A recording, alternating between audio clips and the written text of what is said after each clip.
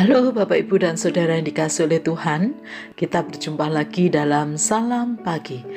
Mari kita akan melanjutkan pembacaan firman Tuhan hari ini dari kitab 1 Samuel pasal 11. Demikian firman Tuhan. Maka Nahas orang Amon itu bergerak maju dan berkemah mengepung Yabes Gilead. Lalu berkatalah semua orang Yabes itu kepada Nahas, "Adakanlah perjanjian dengan kami, maka kami akan takluk kepadamu." Tetapi Nahas orang Amon itu berkata kepada mereka, "Dengan syarat inilah aku akan mengadakan perjanjian dengan kamu, bahwa setiap mata kananmu akan kujungkil. Dengan demikian aku mendatangkan malu kepada segenap orang Israel."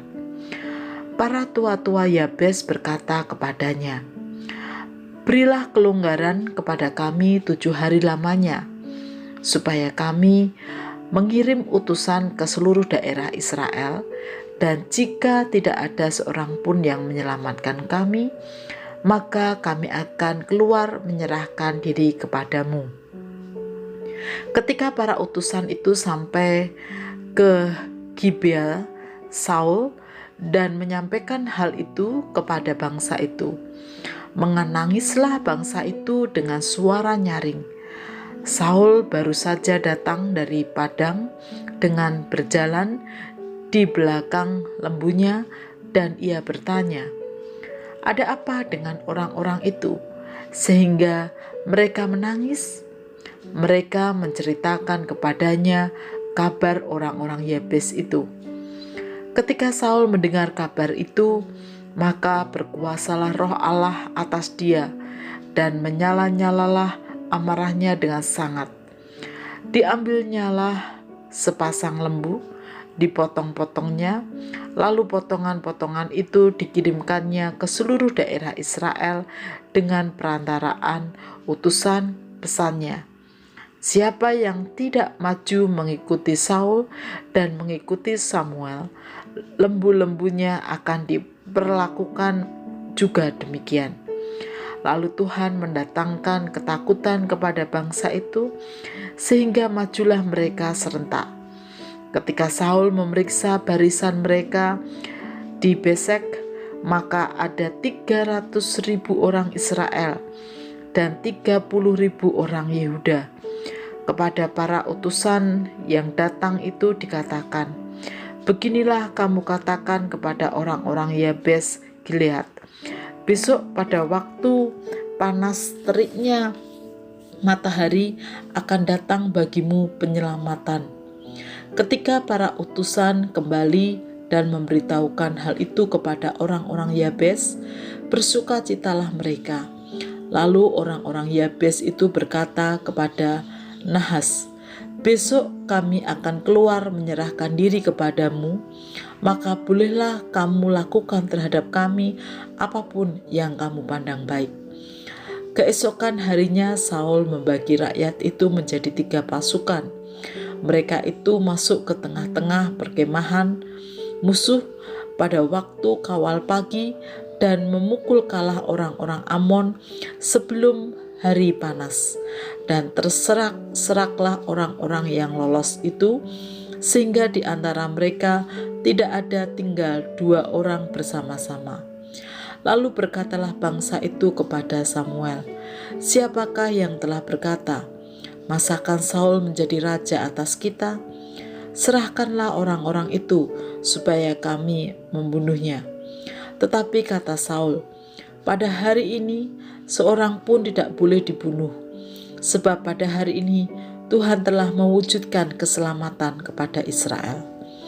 Dan Samuel berkata kepada bangsa itu, "Marilah kita pergi ke Gilgal dan memperbaharui jabatan raja di sana."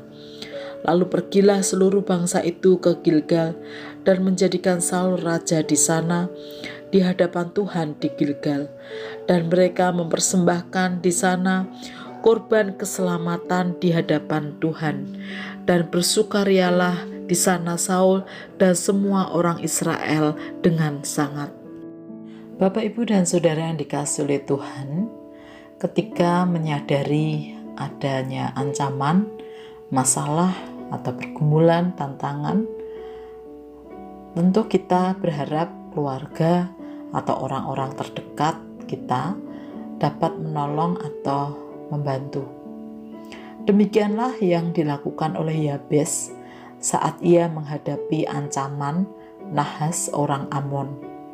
Ia menyampaikan persoalannya kepada orang-orang Israel lainnya. Akhirnya melalui Saul, Tuhan menolong sehingga Yabes dan seluruh keluarganya selamat.